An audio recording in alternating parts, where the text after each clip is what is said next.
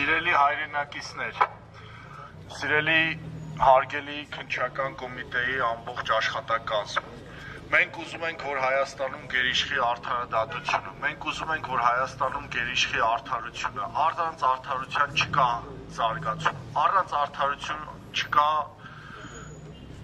ուժեղ պետություն եւ հունիսի 7-ից հետո ես համոզված եմ մենք բոլորս ունենալու ենք ուժեղ Հայաստան եւ չի լինելու մեր երկրում քաղբանտարկյալներ։ Մի խոսքով ազատություն Սամվել Կարապետյանին եւ ազատություն բոլոր քաղբանտարկյալներին։ Հունիսի 7-ից հետո հուսով եմ Հայաստանը կմնա պատմություն որպես քաղբանտարկյալներ ունեցող երկիր։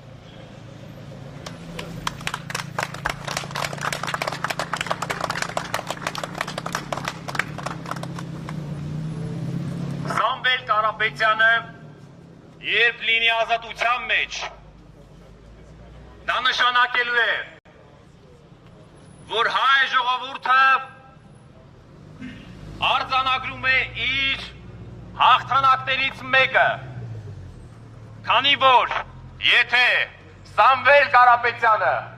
գտնվում է անազատության մեջ, դա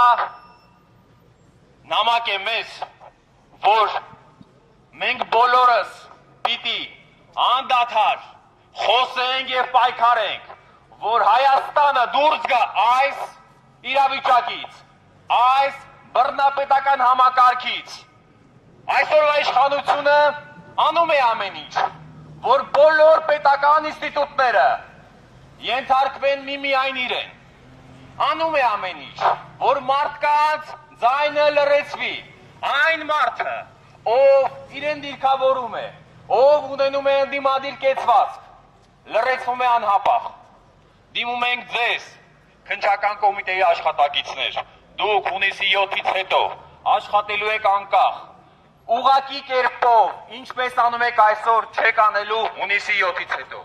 Ձեր որոշումները լինելու են օրենքի տառին համապատասխան։ Դուք գերի չեք լինելու այս թույլ իշխանությանը։ Դուք ունենալու եք այնպիսի վիճակ, որտեղ դուք ինքներդ իմանալու եք, որ ձեր խիղճը հանգիստ է, որ ձեր որոշումով անմեղ մարդիկ չեն լինելու անազատության մեջ։ Եվ այդ օրը լինելու է եւ շատ մոտ է, հունիսի 7-ից հետո